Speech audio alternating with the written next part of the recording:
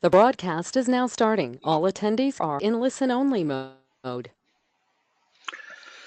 Okay, hi everybody. Thank you for attending. It's the Noyantis user group meeting. Today is the 11th of June 2018.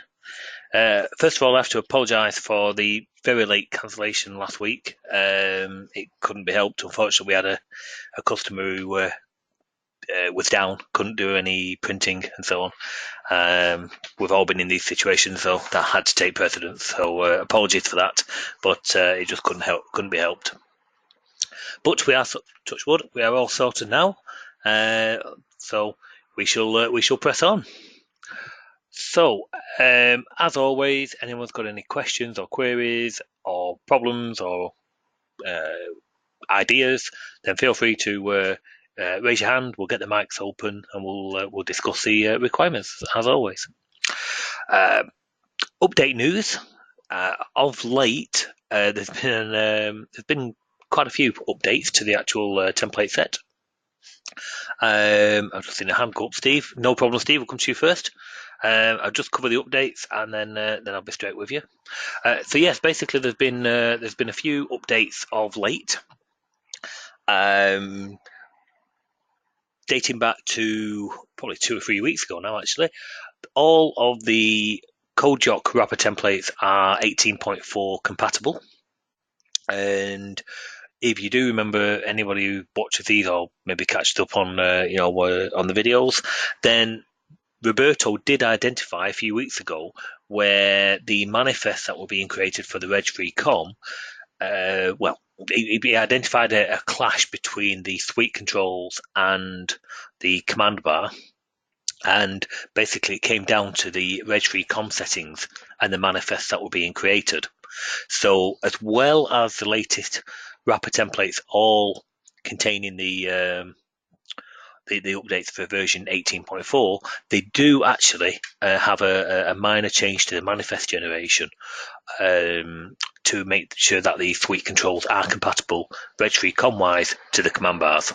So it is worth re-downloading those. And even if you're not on 18.4 and you're only on say 18.3, I would still re-download the latest installers because I corrected that at the same time. So the manifest for 18.3 have had a slight tweak to them, so that should really help.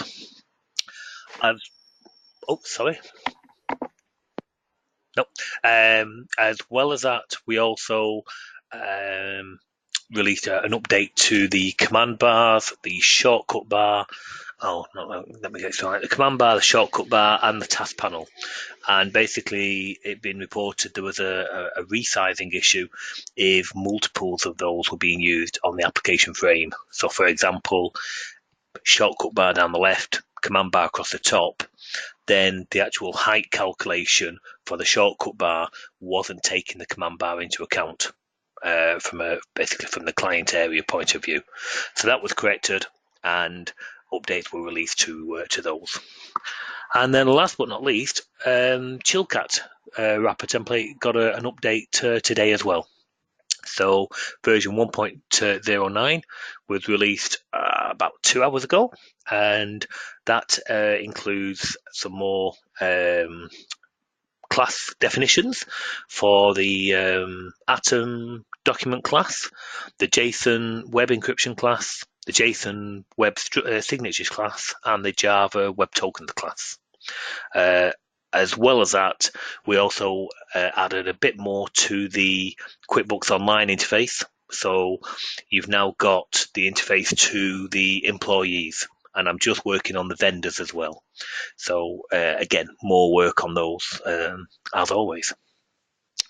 And then I think that's it for products that have been released. Other tests that have gone on, which might be of interest to yourselves, are we've played about with basically the Unicode, playing about to see, okay, we're using the CodeJock controls, and we know there's I'm trying to think of the best way of putting it, but okay, there's a requirement for Unicode. There has been a long-standing requirement, and Clarion doesn't quite provide it just yet. I'm sure it will do in the time, but it doesn't do just yet.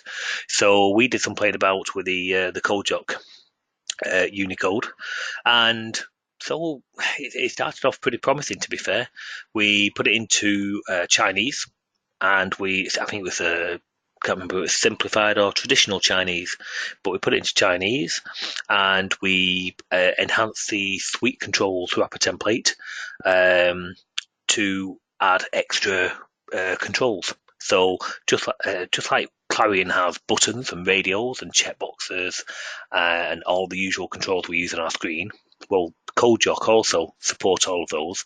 Difference being that they are Unicode compatible. So we tested the entry control with Chinese, and it let us type and paste Chinese, which was good.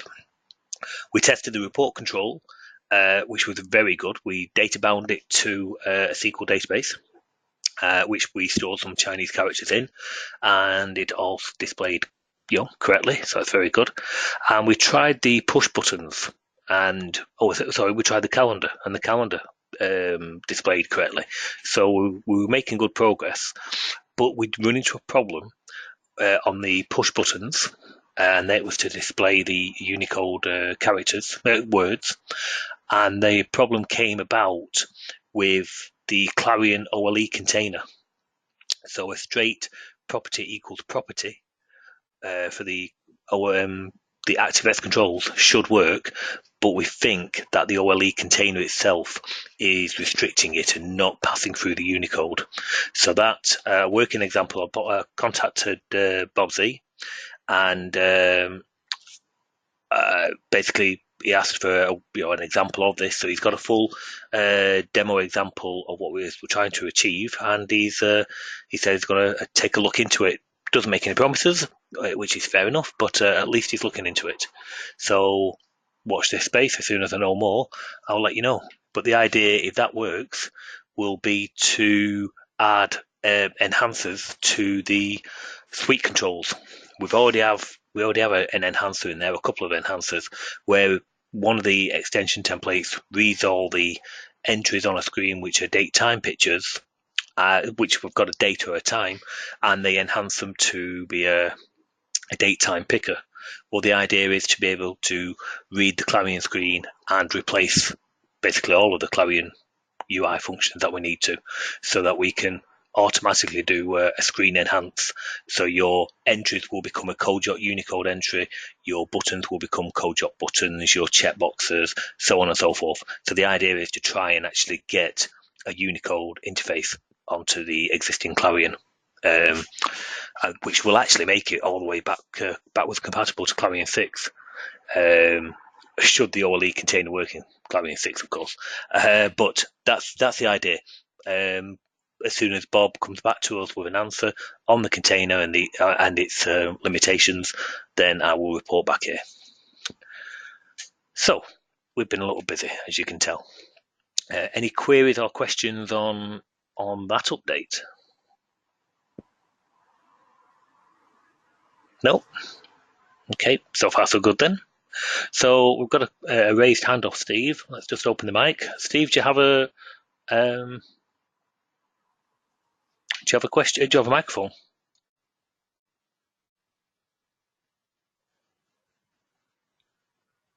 Hi, Steve.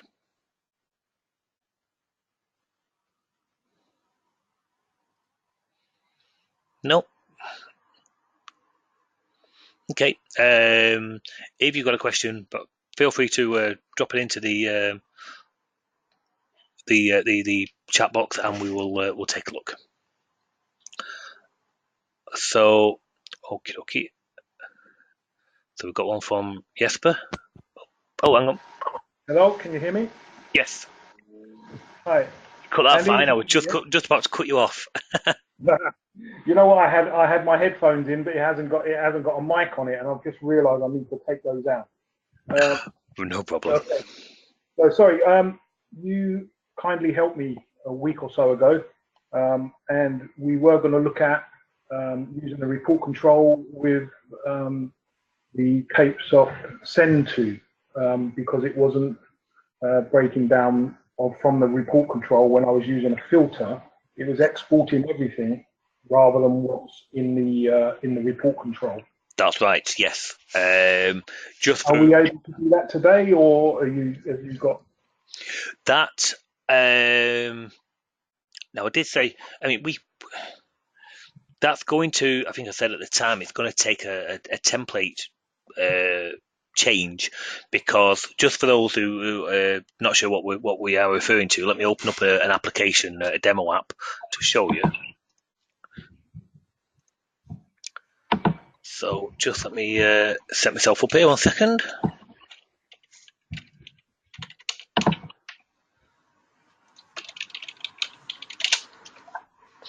We can just do it with the existing demo app. Is that correct? yeah, if it works on that, yeah. Yep. Fine. Okay.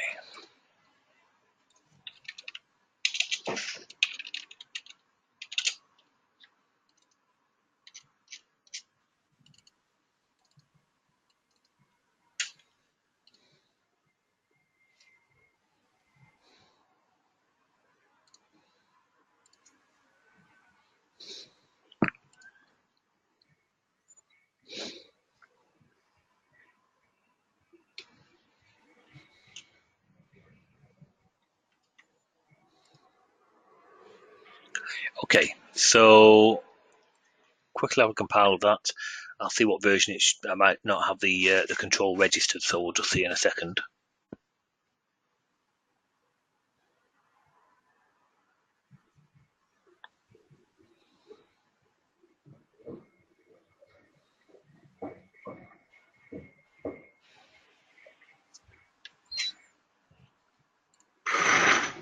We do. Okay. Now, basically, we're talking about compatibility with Capesoft SendTo here. Now, basically, SendTo works by taking a Clarion view structure, I think, taking its records and so on, and then exporting them out. And if it's page loaded, or legacy or page loaded, then it would actually force a full file read, all the valid records, of course, and flush all records out. So in our example app, which ships with the actual template, we emulate that, because of course SendTo knows nothing of the report control. It works off a Clarion list structure, the view, which visually is displayed via the list. So we have this here, and I can't remember that. I think it's just manually loaded. But if we hit a dummy SendTo button, what it will do here is create you a Clarion list. Now, you don't visually want this on screen, and it's normally hidden. This is purely for demonstration purposes. It creates you a Clarion list and allowing SendTo to go off and actually do the particular data, the exports and so on and so forth. Okay, so that's the principles of how it works. Now, you're using the inline filter, correct? Yeah. Yeah, which is this here. So we imagine, if you will, this is a browse enhancer, and you're looking at 15 records underneath, and you're looking at 15 records here, and then we come along and we say we want to filter it to only the ones that contain Mary. There's only one record. You hit send to, but you're getting all, what was it, 15 records? You're getting all the records instead, and that's because the Clarion structure underneath under the surface, the view and so on and so forth, hasn't had a filter applied to it. It's still got the content you think you're looking at.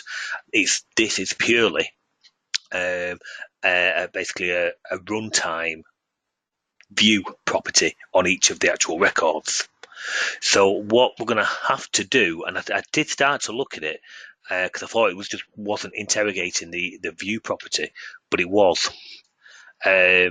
What I think I'm going to need to do is to take a look. I mean, we can do a quick test here. Let's just do a quick test, actually.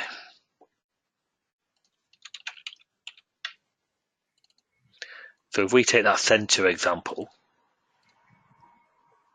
oh, not that one,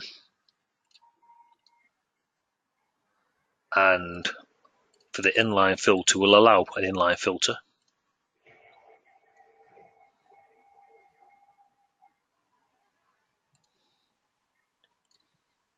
Okay, so we know if we get that, there's all the records ending with Kyle Rayner info. So what we're saying is if we do Mary here, we hit send to, yeah, okay. So on your example, I don't know where I've got send to in this Clarion setup. I've got it on other Clarion setups, but I'm not sure it's on this one. I have, okay.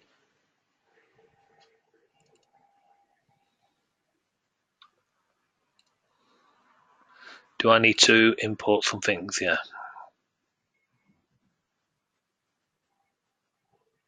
Yeah, you normally have an email and a window and stuff.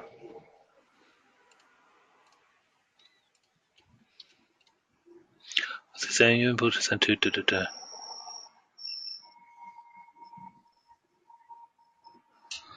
Okay, well.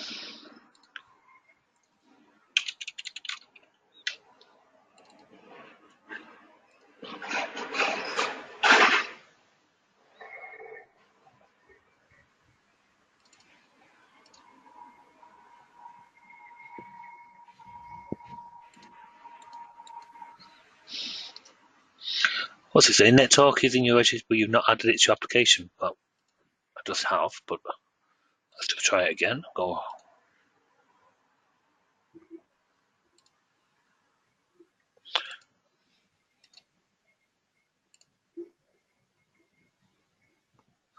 The fields for FTP, right? I'm not really bothered.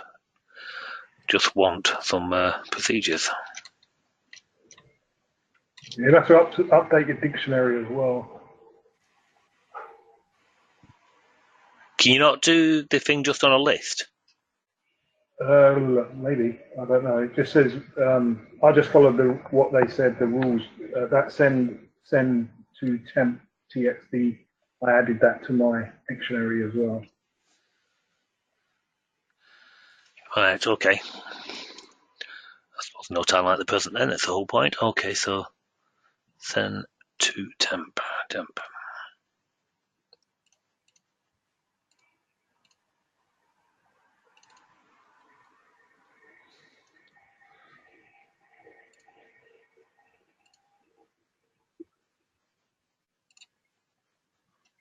So I take it this is under our.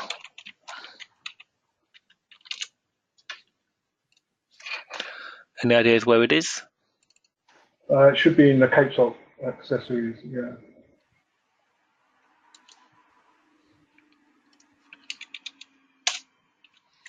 Move that over there.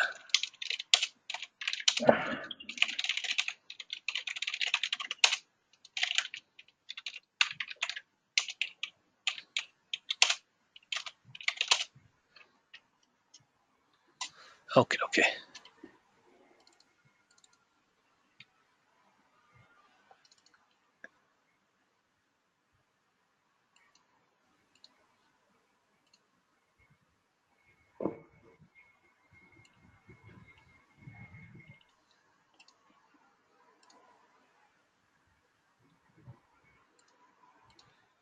There's some more send tos now. Looks better. That's it. Send to window. So do we get a compile? Oh, as string theory. In theory, yeah.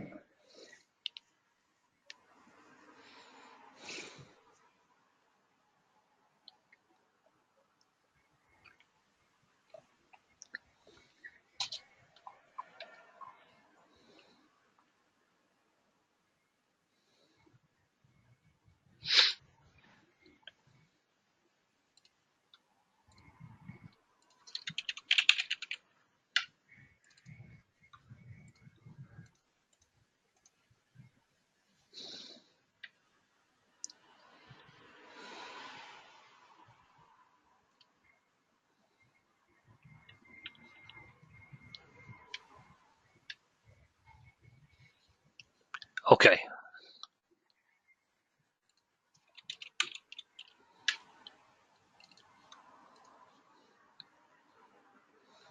So we'll actually have the send to buttons now somewhere. list SendTo. I think it'd just be that one, wouldn't it? Yeah.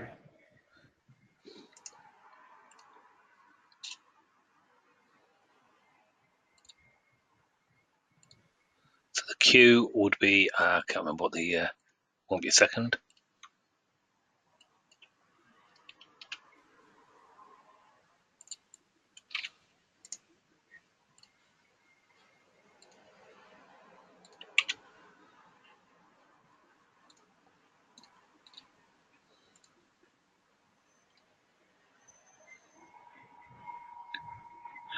Of course, this isn't a file one, we're just doing it. So I just want to emulate, yes, that's the data, and there's a SendTo. Just want to send it to, okay, printer of a preview. Brilliant. Okay, so that's the kind of thing we're expecting with Kyle Rayner at the bottom. And if I was to do go for a couple, so we'll say mail. It's a couple of mail there. Rebuild, not that you have to rebuild, you can just go straight to the SendTo, of course. But go to that. So from a queue-based one, a list-based one, you're getting what you're after. Yeah. Okay. Now we want to emulate that with the. Just let me just try one thing here. Go to that, go straight to SendTo. Yeah, because that's. I'm not putting anything into the list, so I understand that. So basically, from the browse enhancer one, let's go with that. So we'll go with we'll go file loaded to make things easier, and then we'll try it on a page loaded last. Yeah, mine's a page loaded because I've got about 600,000 records in the file. Okay. Browse SendTo, browse on inbox. Yep. So standard SendTo there.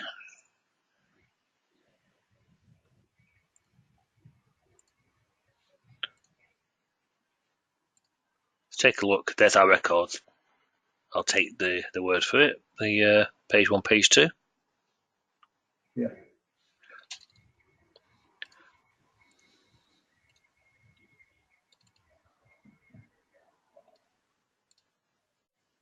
We'll turn the filtering on.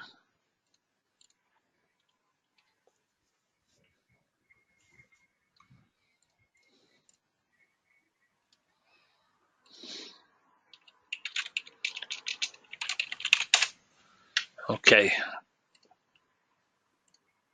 And that's your problem. You're still getting all of them. So it's going to be linked how SendTo, basically the queue that it's getting the data through. Yeah.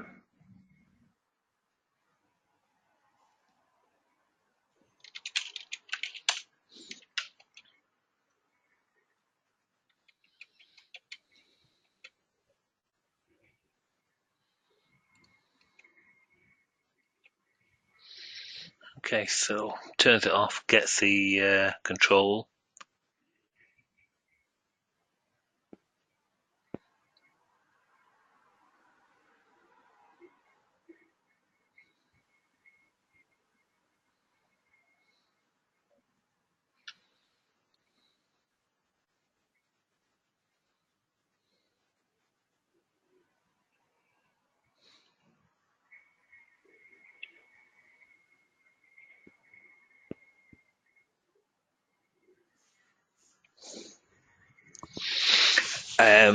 It's going to be really, it's going to be quite a bit involved in this, Steve, because it's going to be, we'd have to take, let me just run it, I'll show you what I mean. We'd have to take, like this one said Clarion,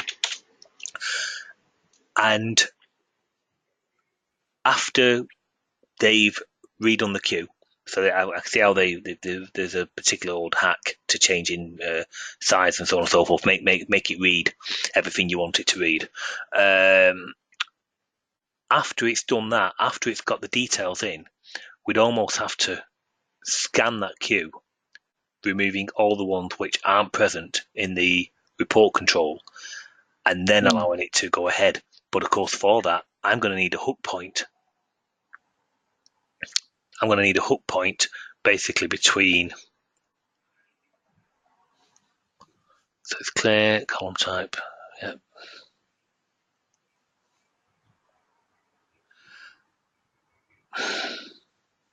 Is there a way when you do your filter, you've got 2 records, select all, that puts it into that LV queue. Can you not reference that LV queue or another queue based on that and build a queue in the background? I can get to the stuff that I need, but can I get to the queue that Capesoft are using for the SendTo? Yeah, but if we have another queue that's built on your filtered list, because you can pick up, like you showed me the other day, where you pick up the ID of each record. Yeah. So if I use that list to go into my file and pull out the content, like the records, and put them in another queue, but make SendTo use the other queue that I'm building. Well, that was yeah, but that's the thing I demonstrated a minute ago. That's the equivalent of that. Of that list one. That one. That's the equivalent of that. Yeah. So basically, I'm taking a particular load of data. Normally this would be hidden, but I'm putting the results into a queue which has just been created there, and then I'm doing SendTo on that list. That's how you want to do it. From what you just said there a second ago, just work off that. Yeah. You could do it via there, and that queue. Let me just jump back to that. I'll come back to this one. Never like to give up on a particular thing. Okay. But on here, you'll see that there should be. Oh, actually, no, it creates it for you. It adds when you add the SendTo compatibility, creates your queue, automatically called ReportControl SendTo data, and it formats it on its own structure. Right. Okay. Yeah. So you could use something very similar to that. Okay. That makes sense. So you've got your page loaded browse. Apply the SendTo, but have it so it's going from a list. And I think I just have a bit of code in here. It's not actually it weren't even that. I'll tell you how we did that. We'll create another example on what we're saying here. So on that file loaded, just so you can see what's going on, we'll create that a bit smaller, and we'll add sorry, not that one, our SendTo compatibility button. Yeah, so you create that. Yeah. Put that on there. That has actually created the list. You see there. Now that list would go on your screen as hidden. That has automatically now just added that for you. It's it's going from there, so on and so forth. So it's doing everything, but it just hides it. All I've done is just go and unhide it. Do you know what I mean? Yeah. So that's I'll just unhide it so you can see what's going on. Now if we have a quick look, I just need to do the actions of it, sorry. So there's the SendTo button, which will trigger it. There's the report control browse enhancer, and it's on the list. No, sorry. Yeah, there, that's the one.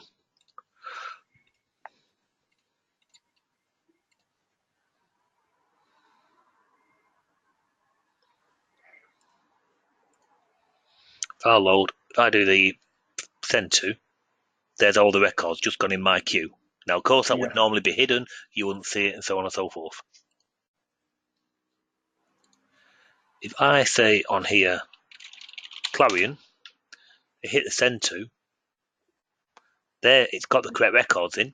You can see it's done its job, but the queue that's being used for SendTo isn't our local queue. It's that one. Basically, what you need to do, a very quick and easy way of doing it would be to go to your file loaded. Could be the same for paged. It's kind of irrelevant. That was a standard SendTo button, which we know. Okay. What you could have done, what we could do, is have the SendTo, SendTo, but have it as a list SendTo, which keeps off supply. Yep. Yeah. The queue wants to be that queue that it's coming off. Okay. So list control was, where is it? It's a small one of mine. Report control SendTo, and the queue is that. All right.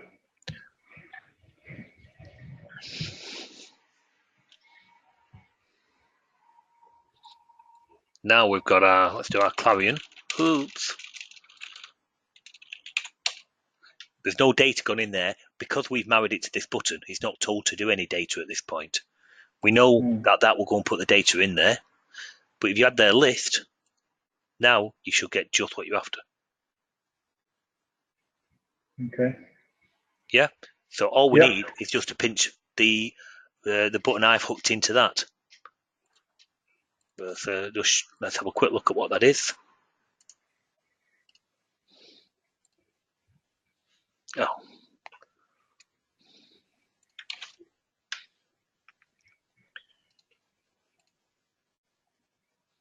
Hang on a second. I think Clarion's hung on me.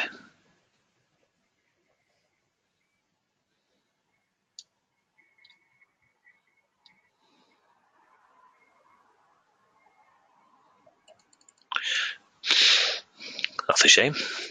Yeah, I'm glad it happened to you as well. I thought I was the only one.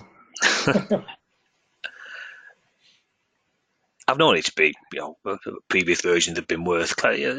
It's definitely better than it used to be. Yeah. Let's do a recover. See if we can just bring any of that back for us. I'll just go straight to the source and let's have a look under the center. Actually, let's have a look at the thing still there. Yeah, it's recovered. Remember, that's the normal file SendTo. Yeah. Yeah. So what I was thinking is,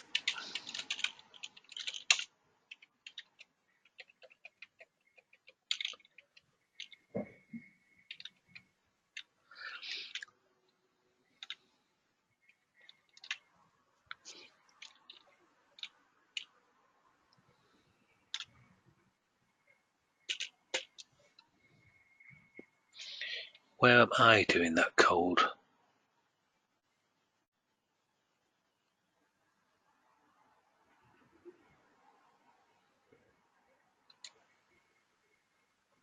Okay.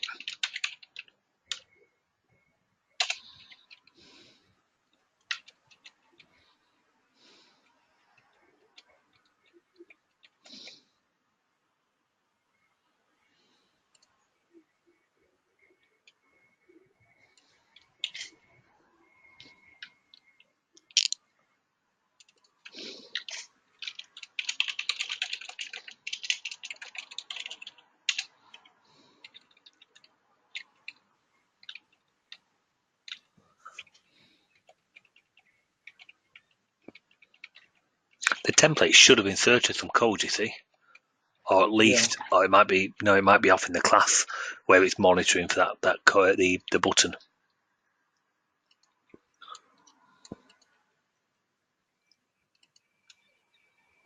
Yeah, just 1 second. Change that to file loaded, and I'll just do a search for that.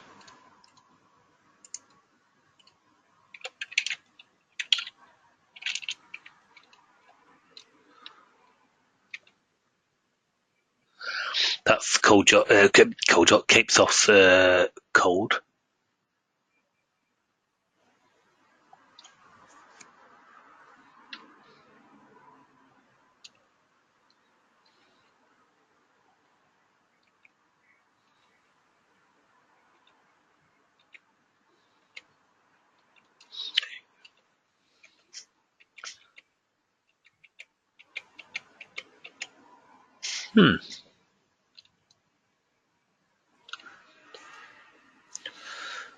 Okay, 1 second. Let's open the class.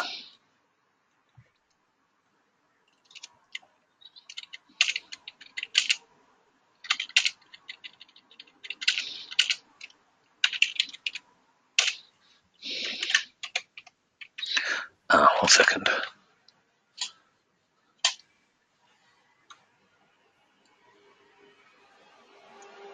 Oh, okay, I'll do that.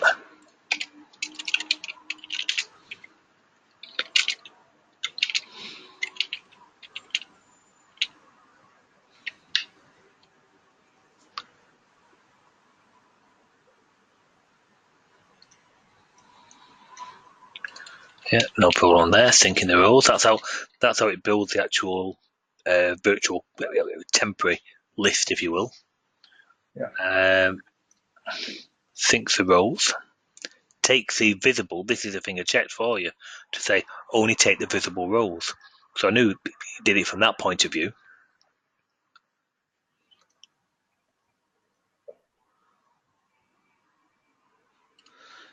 What I'm struggling to see is how it then ties it into actioning on that button. It evidently does. I put the code in there for it, but oh,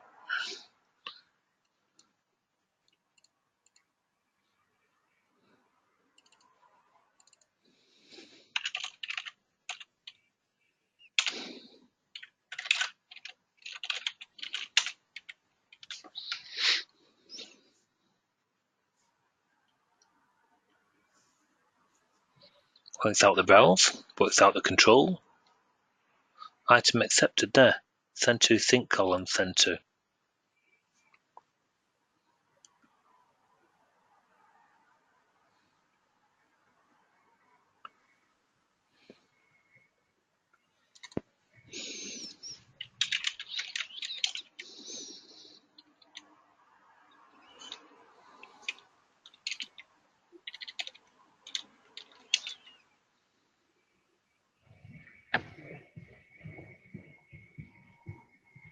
Right. Oh, okay.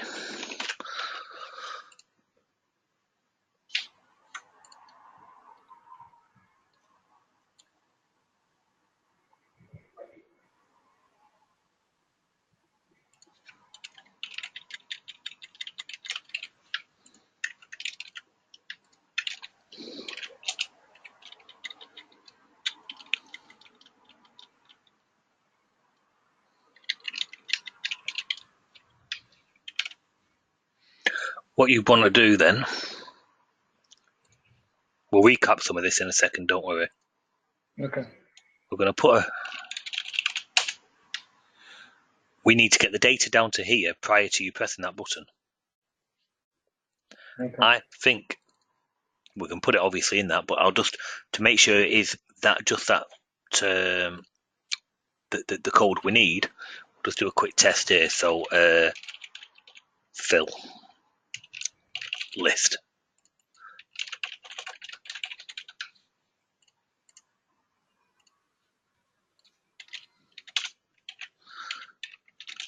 And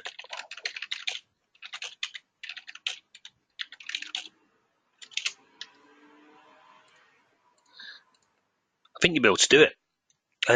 Even with page loaded and so on and so forth, I think we'll be able to do it. What's it not light on that? A bit too.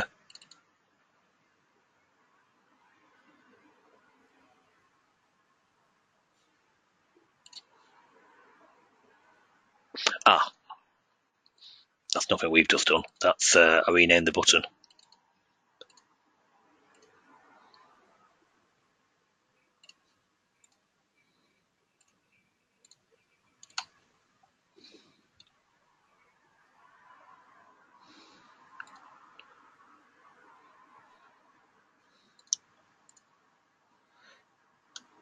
Just doing that should put all the records down.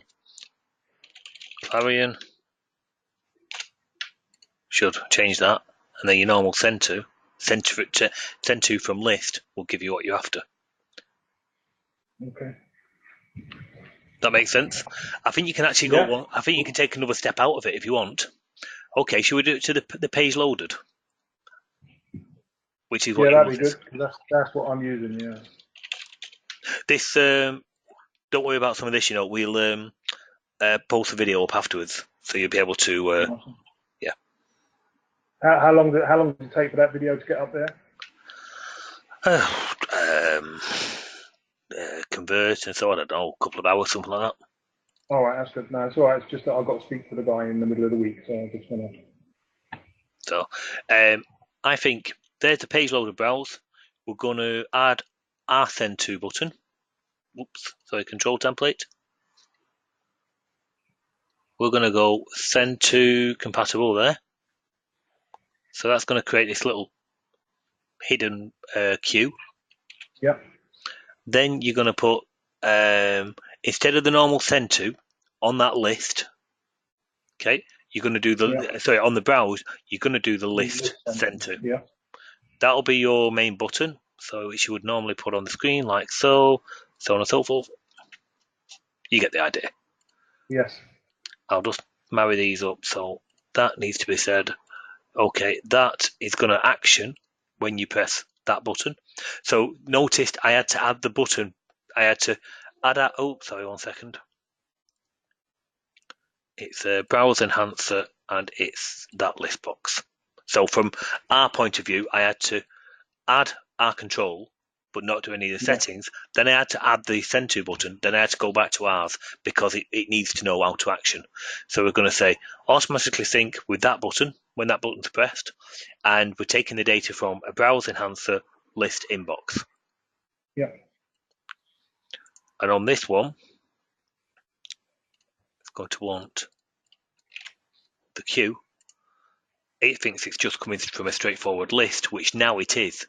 So we're going to say it's that list coming from that queue. Yeah.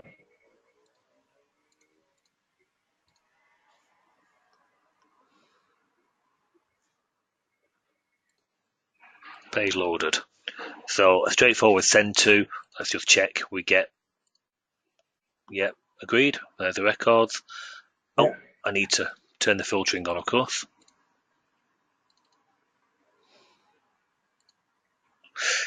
Do remember, I think we already chatted about this, so the inline, filter, the inline would only work as good as what it can see data-wise. So if it's page loaded, you're not going to get a filter on the whole file because it's page loaded, but that can't do anything about that. It can only filter, because it's a visual filter, it can only filter on what it can see.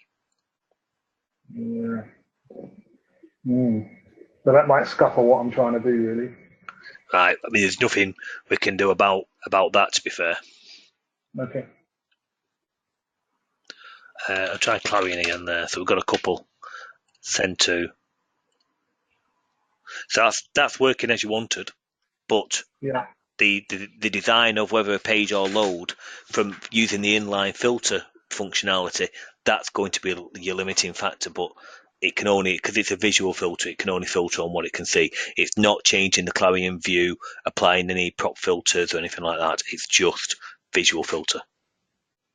Okay, so if that filter there showed 100 records and it's it's in the browse, but they're not there, what would it do? Would it only show what's in the screen at the moment, or will it show the whole what's captured in the filtered browse? If they're in the browse, visually in the browse, then they're in the report control. So the report control. So when you say visually, do you mean only the ones that I can physically see now, or it'll put a scroll bar on and they're in the browse further down? No, I mean visually. Can you see them? Basically, we're including Clarion's page ahead, page behind. Can the scope of the Clarion list see it? Now, page loader, you've got 600,000 records. Okay. Yes. Page loaded, you're not getting 600,000 in that screen. No. So if you was to apply a Clarion prop filter to that, of course, out of the 600,000, you might end up with 1,000. It'd still be page loaded actually at that, but it's but you might end up with 1,000. If you can only visually see within the queue if you can only see 200 of those, then the report control can only see 200 of those. Okay. The report control can only, because it's an enhancer, it enhances whatever the list has got. So if the list has only got a very small subset of records, the report control only ever has a small subset of records too. Okay. Understood. So, but that's how you could accomplish your SendTo with the current tools. I think the query you're going to have is about the filtering. Yeah. Yeah. Okay. Now I could look at enhancing, not now because I have to work it. I'd have to work it through quite a lot actually. But I could look at enhancing, the template to say, okay, you've put something in the subject or you've put something in the from, and of course you've got different options to say, does it start with it, does it contain it, so on and so forth. So Yeah. I could see about, after you press and return on that, building you the equivalent of a prop filter, that statement. But to be honest, I'm not quite sure it'd always work. Yeah. Yeah. Because look, the date's a very good example. You wouldn't want the date to equal, the 5th of the 4th, 2009. You want the date to equal 76,000 and odd, whatever that date is in a Clarion date. Yeah.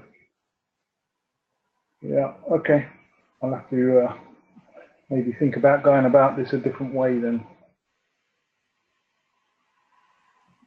Because what the guy wants to do is actually enter in some criteria. It gives him a list and he exports that list out. But that could be, 1,500 records, 1,500 records. What's the data source? It's SQL, a SQL table. So you could use data binding. That would give you a speed increase. Okay. You're still going to be in for a hit because it's the equivalent of file loaded, but you wouldn't be going into any queues. You won't be using the Clarion file engine. Basically, it connects via ADO straight to the data source. Okay. Yeah, because when I'm using it now and I do it as file loaded, it just takes forever to appear. Yeah. So no, you take that out of the equation, and if you've got a table. I don't know if you've got a database, it might be private data, but I was going to say, if you've got a sample database with 600,000 records in, and we can hook it up here, I can give you an estimate of the load time for it. Yeah. Yeah, I don't know whether he'd want me to give out his data though. No, I very much doubt it, to be honest. But but there's data bind examples in the templates. So see about modifying one of them and just do a straightforward select star from whichever table. That'll give you your worst case scenario of your load time for 600,000. It depends on the record size and so on and so forth. So there's no one hard and fast rule on that, to be honest. Yeah, well, I mean, that size will be coming down anyway, because I've told him he's got to, trim his database, because he's got loads of stuff in there he doesn't need. But I'm more likely to bring it down to about 200,000 records. It's still considerable. I'll test it. Yeah, I'll test it. But thanks, Andy, anyway. No problem. Bit of we accomplished what you're after, but you're going to have an issue just on that, on the filtering. I would recommend trying try the data bind, because you're taking the Clarion element out of it, straight out of it. Okay, I'll try that. I've taken a note of it, so I'll definitely try that. Yeah, no problem. No problem. Thank you. Okay. Okay, so we was just about to go on to Jesper before, and Jesper is here. So your mic's open. I hope so. Yes. Sorry for the delay. I did mean to come back to you the other day as well, actually. That was quite interesting. So it's your query. Do you want to tell everybody for the purpose of the webinar? Yeah. The thing I want to do is I want to show a PDF document when I open a window. Fine, no problem. Now, and I can't get to work. I get a black screen when I get into Adobe. Right, okay, so let's just So open. if you take the example apps from the PDF viewer, Yep.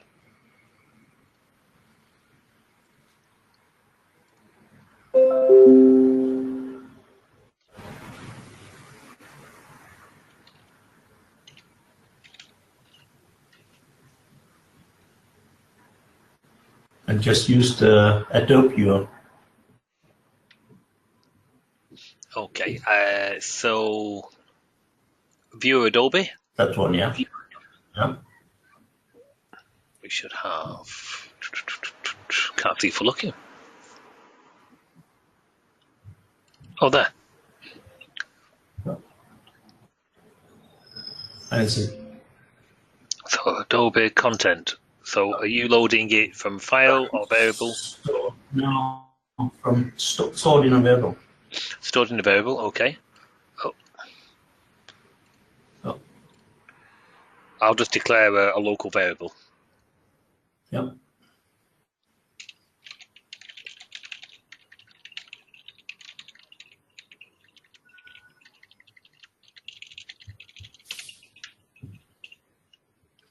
What I should do is make sure we've actually got a PDF in there. We have got one called demo PDF. This is big one. Yep. Okay. So of course I'm going to need to prime that up.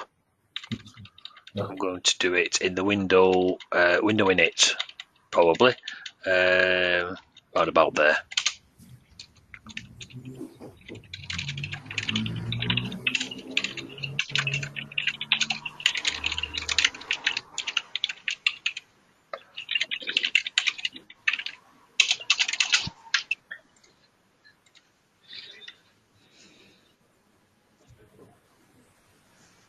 Okay.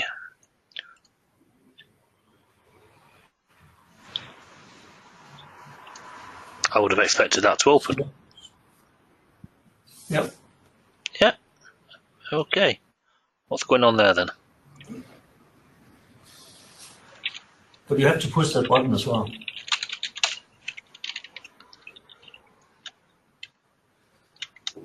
File name set.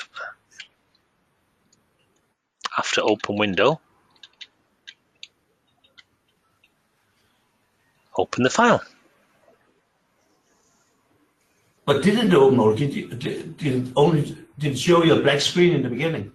Yeah. Oh yes. Sorry. Yes. Yeah. Yeah. See, you have the black screen there. You have to push the button to get it. Yeah. Shouldn't have to. No? Okay. Well, that's the code it's executing. Don't see anything wrong with that, but let's just take a quick look. I'm just going to try that code on a button of our own. Okay. Mm-hmm.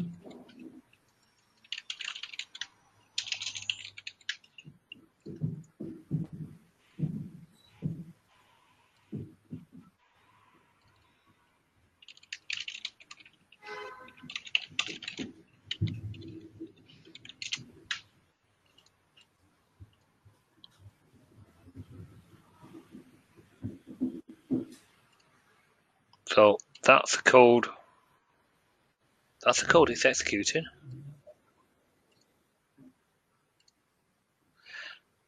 Okay.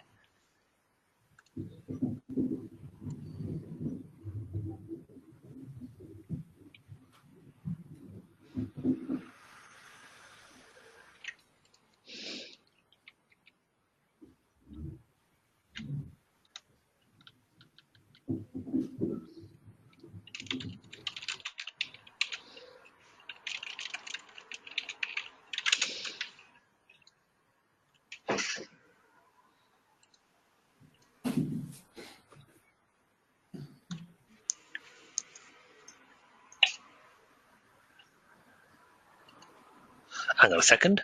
Do you see that? Yeah, yeah. I put a message in, And it's show, yeah. and then it showed. That doesn't make sense. No.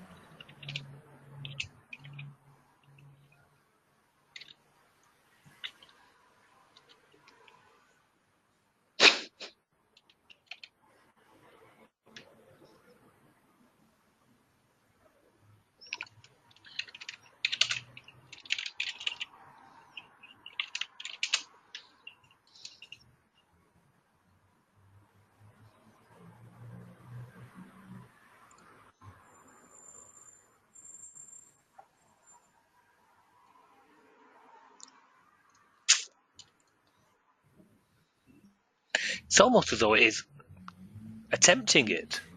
I guess I tried.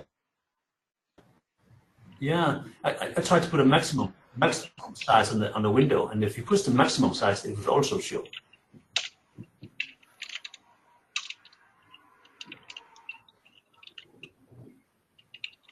In some respects, it's like it's waiting for the accept loop to kick in. Yep.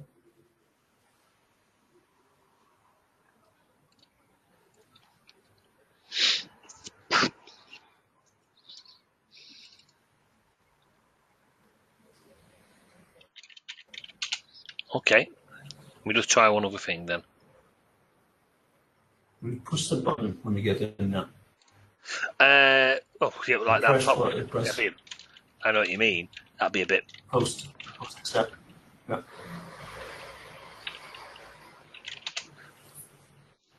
Yeah, that'd be a very crude way of doing it, but it's worth a test, as you say. Yeah.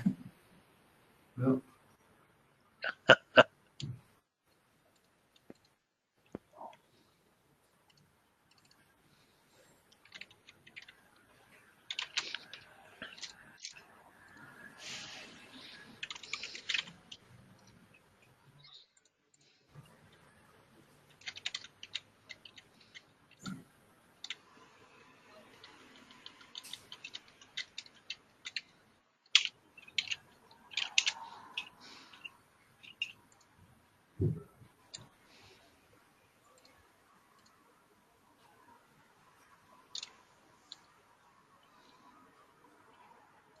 Is this? Have I got? Well, I say I'm not sure. I've got those in there now, actually.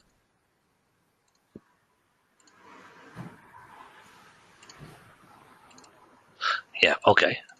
To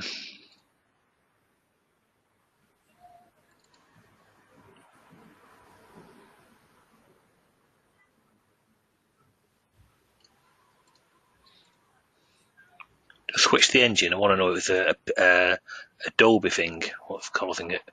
Mm. Yeah. Okay. So it's the Adobe engine, which is having the issue on it.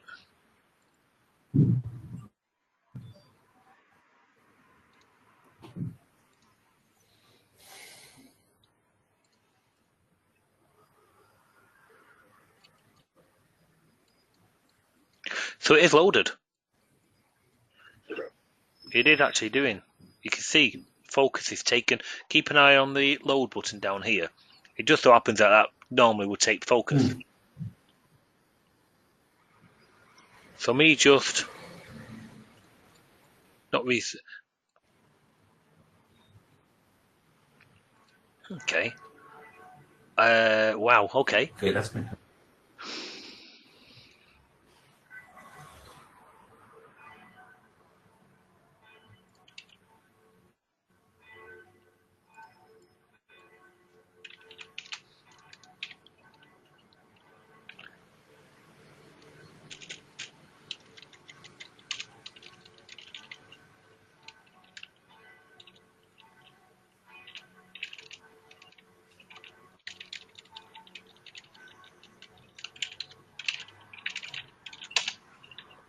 I purposely want something to just tell Adobe to go and recreate.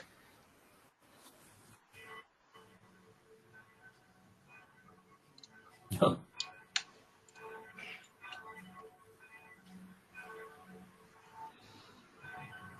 Oh, that would have been too high. All of those things looking at it would have been too high, actually.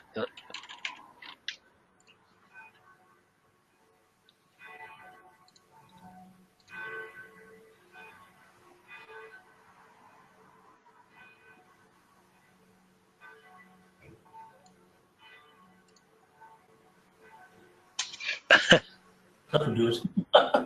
Oh yeah, but it would. I think I'll try and find the actual solution and see what the thing is. It's Adobe. It wants some kind of repaint. I don't know whether the actual control itself has that.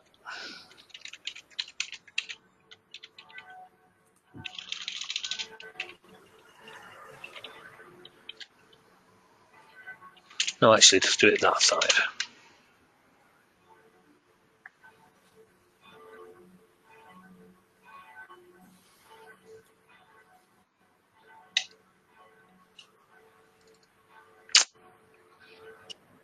Hmm.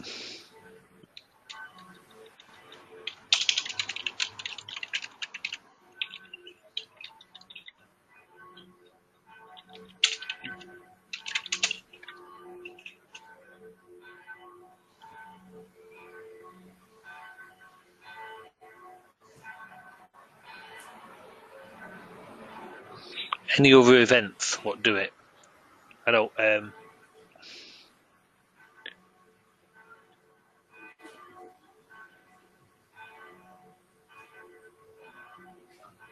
Yeah, Kevin's just said post a. Oh, I need to go back to Kevin on the next question. Post an event resize. I suppose we could do sooner.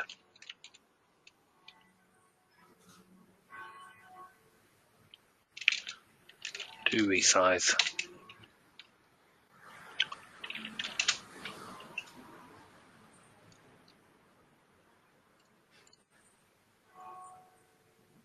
No, it's the actual. No. It's the container itself what's wanting it, and it's going to be something inside of Adobe Yeah.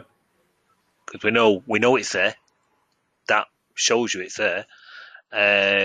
Interestingly, I would have hoped that would have done it because the redraw control takes. Oh, that would have. I should have passed it the handle. To be fair, that wouldn't have worked.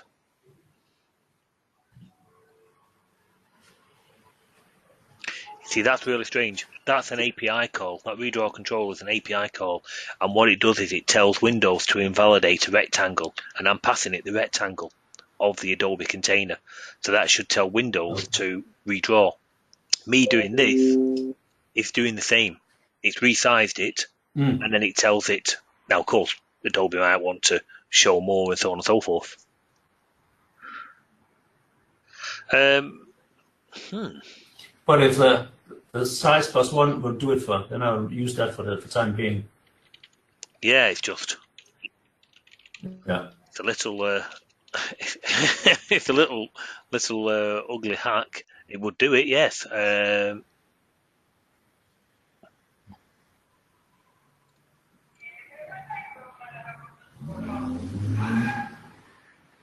Wow. I'm going to take a. Okay, I'll take a note of that. I thought it was when you was on the email the other day. Sorry, on Skype. I presumed it was just to do with paths and so on. Okay. No, it's it, and we know it's. We would saw it with the Viscom. That's loading correctly, so it is linked to just the Adobe engine only. Mm. And the interesting thing there is, all of these, that would have weren't the case. That would have worked. I was just trying to think. I already do this on one of my applications, but it's contained in the docking frame. So I bet the docking frame is causing the resize and masking the problem. Okay. Right, I will do an update, and I'll get that update out tomorrow for you. Even if it's just a workaround, not quite like that, but I'll get an update, so you won't have to put any code. I'll just get an update out tomorrow for you. Okay, thank you, Andy. I have one more small question. Yeah, no problem. On a report control, where do I set if I want another front size, another front after template in a template order? You want to change the font size globally? On a report control. Okay, let's have a quick look.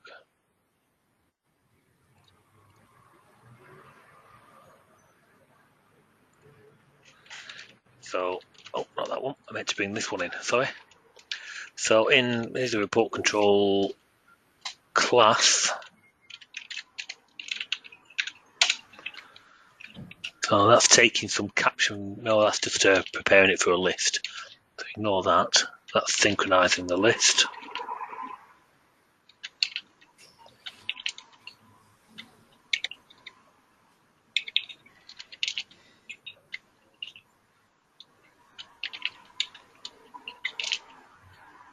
Set font attributes, something along the lines of that.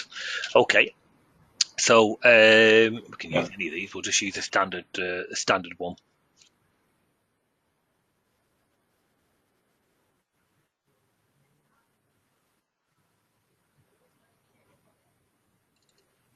What's that SendTo do? Okay, so we're just going to change the font. Let me just put it on a button so we can play about with the code. Yeah. Yeah.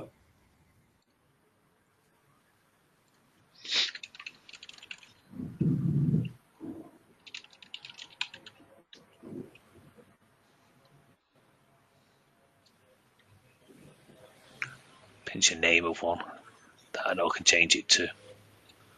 Oh, hang on, no, it's okay. I can do it a different way.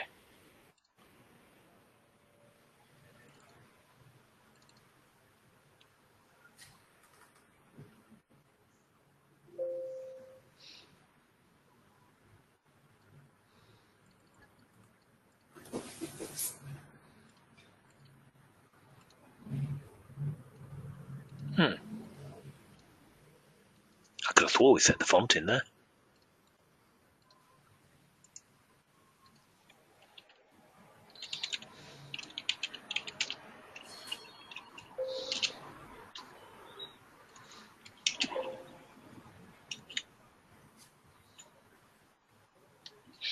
Okay, what is it you want to?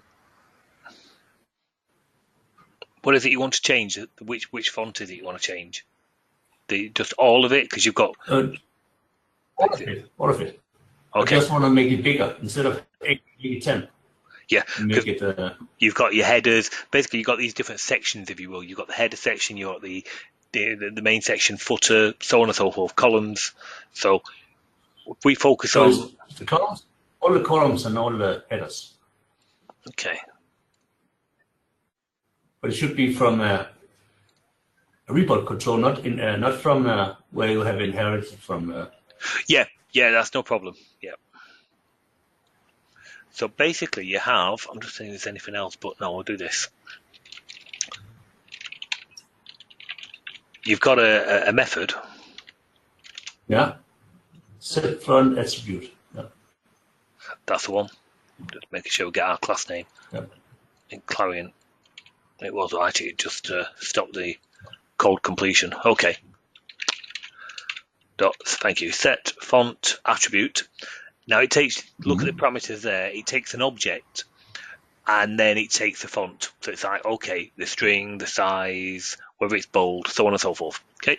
So we're going to need to pass it. Now we'll pass it a property. For example, all the properties for the painting, the UI, come from the paint manager. So we're going to get the caption font. Yep.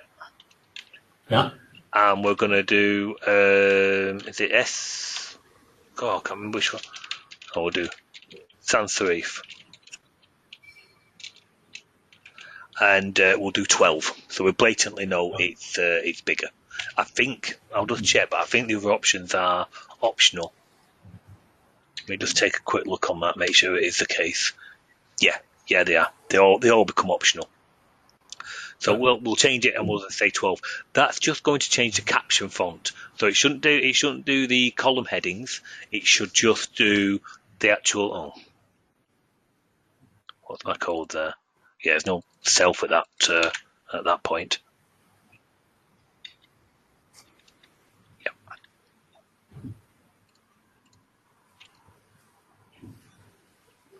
Not sure it will need a refresh actually of this. So I think no, it won't actually. So in here, oh, that was the headings there. Okay, we'll have a look at what the paint manager settings are. Let's go on, let's get them. So we want our report control. Oh, Unicode's as good as any. We want our paint manager.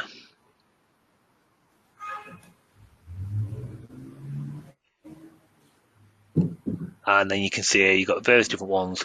We're after basically, let's have a quick look. What do we use here? You've got caption font. caption font, we've just done that one. You probably want the other ones as well.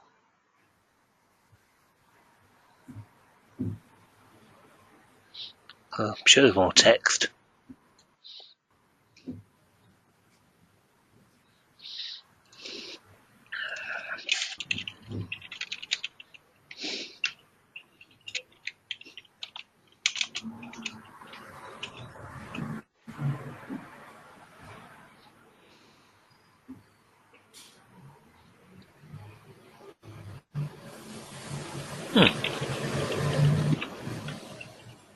Paint Manager, Report Control, that's a better way of getting to it. Report Paint Manager, just after the fonts. Caption font, preview text font, okay.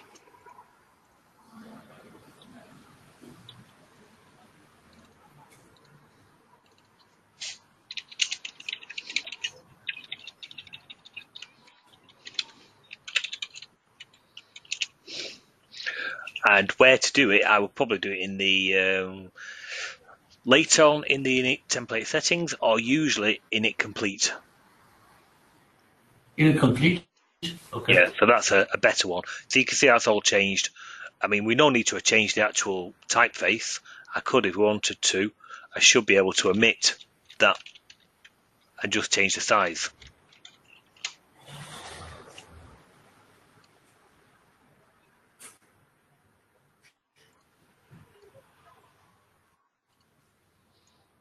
So, but yes, basically that's the code you're after. So I'll leave that on screen for a couple of. I tell you what, I'll put them in the Skype chat to you, so you've got them ready to go. Okay, thank you.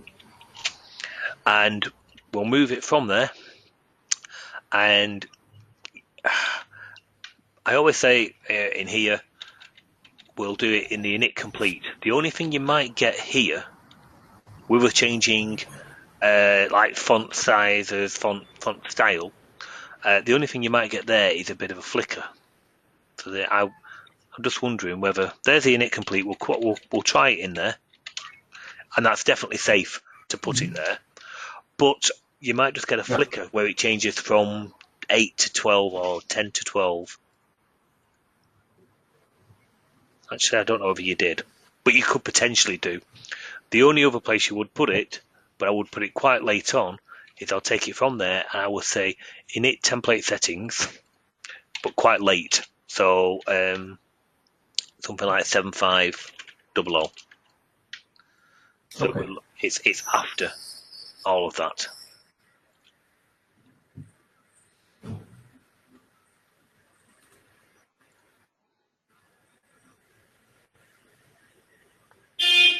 So now our dummy, it won't really matter because it'll just take it out the same way. But yes, basically that's the code you're after. Yeah, thank you, Andy. No problem. Okay, so and then Kevin was asking. Let's open Kevin up. Kevin. There you are, Kevin. Kevin, your microphone's open, and it was the report control update we was talking about. Oh, Kevin. Right. Oh, yes, you are. Morning. So basically, yes, there's been a little movement on the things that what you were after. But that said, you do know the other the release where we could trap the block changed and changing. That's out. You should have that now. I don't know if you've downloaded it. Okay, I saw that. Is that 402?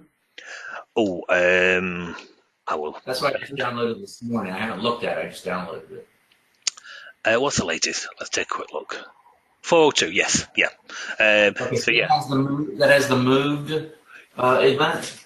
Yep. If we take a look in here now under your track But control, not the clashing events yet. No. Basically, there's been a number of updates on the things of that. Sorry, not on the whole suite, but not that the clashing.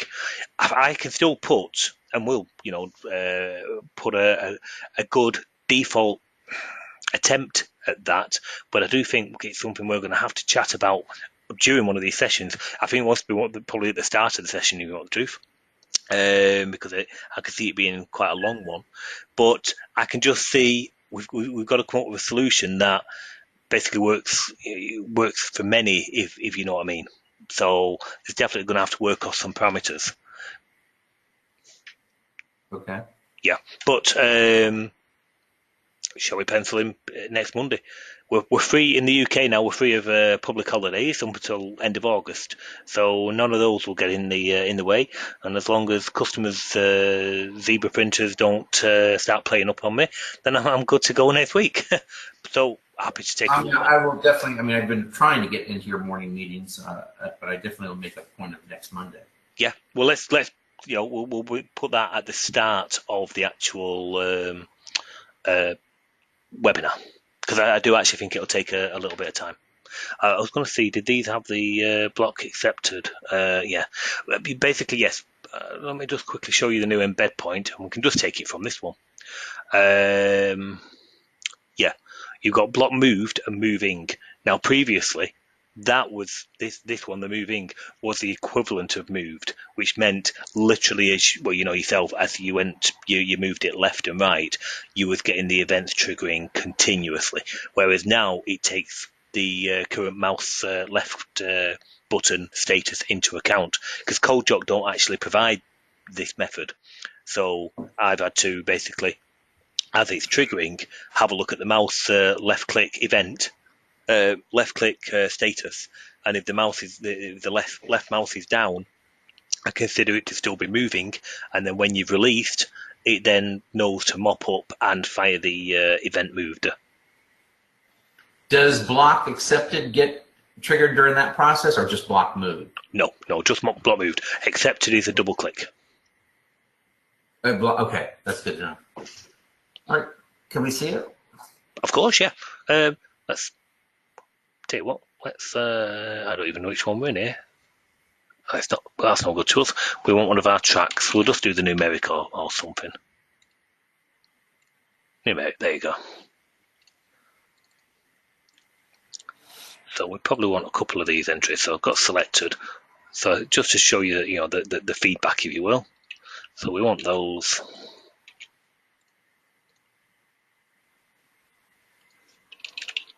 It would be nice to be able to at least show some progress to my client.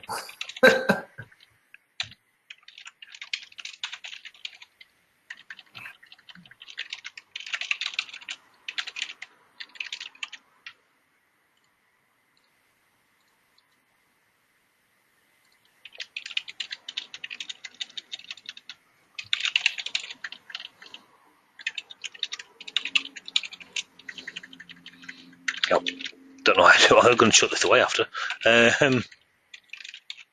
Okay, it moved. So we'll just give ourselves a bit more space here, and we'll drag them in. On a side note, while you're doing that, do you think your PDF viewer will ever support Foxit PDF viewer? Does Foxit have an API control to ActiveX interface on it? If it does, then yeah, I'll gladly add it. Yeah, they have an OCX. If they do, then yeah, I'll happy to do that. We're just looking into using their new ink signature feature, where you can bring up a PDF in a clearing window and using your finger sign or annotate a PDF live. Oh, okay. Because we're wanting our technicians to, be able to bring our clearing app up on a tablet via RDP, and then just getting the client to use their finger to sign. Like you do credit card swipe sometimes. Yeah, we did something similar, but we use the ImageX control to basically allow them to draw and so on and so forth. On a PDF? No, that was it. We created the PDF after. Yeah, see, because we want to be able to provide them a dateable, fillable PDF, so that when they're in the field, they can ask questions to the customer to finalize the PDF. Yep. And then just get the customer to pencil sign it. I've got you. So right now we're just bringing it up into a normal clearing only, and I'm having trouble with some of the events, specifically the actual ink feature they said should work. But of course they know nothing about Clarion, and so I try to say, well, show it to me in Visual Basic, and I can then do it. Clear it. Well, just having a quick. We digress, although it's your question. So, is it Foxit functionality made simple in ActiveX? Yeah, Foxit software. Yeah, that's it. Is it the SDK ActiveX, or because I think might be a bit overkill? Do they not just have the viewer? No, unfortunately not. Right. Okay. But let's finish the other thing so other people. Yeah, I'll put that. But yes, gladly add it. I mean, it supports something like 5 or I think it's 6 actually now. But I'll gladly add more to it. Well, okay, I'll propose an email to you later about that. Then that might help us. Yeah, not a problem. The principle behind that and our G Media are basically, we'll just keep adding to them. So someone suggests a new engine, as long as we can get a hook into it, then we'll just add it accordingly. So we're going to pinch the code out of there, and I'm just going to change it to the moved and the moving. So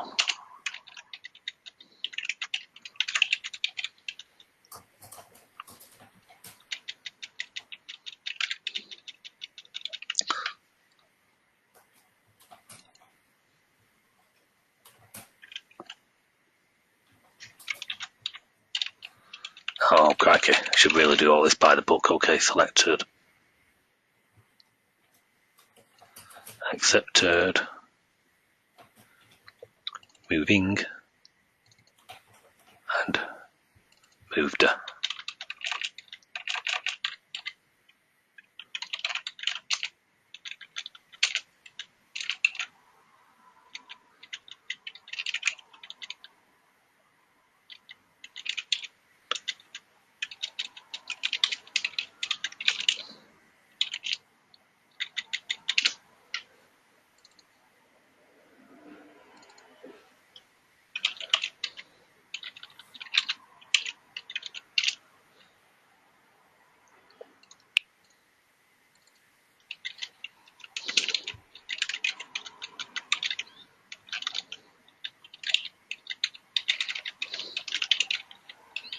Just so we can see what's going on the screen.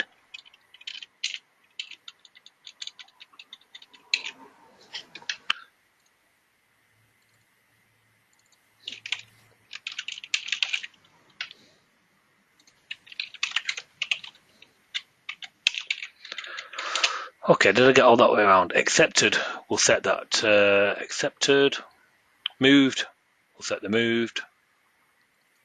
Moving, and then last but not least, selected. So we didn't need the rows actually, but we'll get the idea. Okay, so we'll go with this, block 13. That's me moving. And then when I release, it's moved. Well, moved. Okay. Just selecting. Not really getting the trigger on that. But you can double click, there's your accepted. And moving. So yeah, basically. Okay. Should give you a... And you get all the new you can find out the new user and or date time. So that's good. Okay. All the properties are available then. Of course, yeah.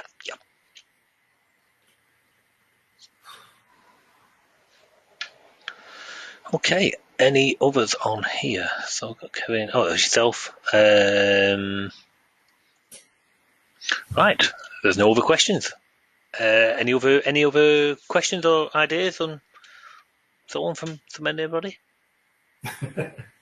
Just mind you, no. I've got 3 lots of notes on the other thing. It was where these clashes. I still got it's a painting of the other roles on our clashes where I think we're going to have to either allow, basically parameterize it, allow, don't allow, so on and so forth. They're the ones that are going to be a little awkward for us to do. Not probably not via code, just knowing what to allow and what not to allow. That's why I think we'll need to parameterize it. But I'll do some groundwork ready for next week, and then if we chat about it next week, we'll just come up with an example. One of these with a load of overrunning blocks would be the perfect example. Okay. So, okay, it seems that we are more or less on time, and we're good from the questions point of view. So if that's it, I will tie it up, and we'll see you all next week. I'll convert the video now, and it'll go to the YouTube channel probably very shortly, probably in the next hour, couple of hours, something like that. Thank you. Okay. Until next week. Thank you, everybody. Bye.